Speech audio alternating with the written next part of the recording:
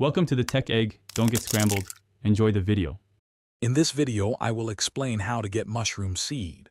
We'll focus on two straightforward methods, collecting spores and cloning mushroom tissue. Both techniques allow you to propagate mushrooms from existing fungi. You'll need basic household items and a clean workspace. These methods are simple and effective for anyone looking to start their own mushroom cultivation journey with minimal effort. To make a spore print, choose a healthy, mature mushroom.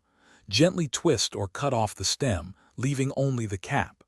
Place the cap, gills facing down, onto a clean sheet of paper or aluminum foil. Cover the cap with a glass or bowl to prevent air currents from disturbing the spores and to maintain humidity. After 4 to 8 hours, lift the cap to reveal your spore print. For tissue cloning, select a firm, fresh mushroom. Sterilize a sharp knife or scalpel by heating it with a flame until red hot, then let it cool.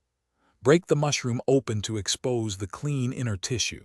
Carefully cut a small piece, about 1/4 of an inch square from the center.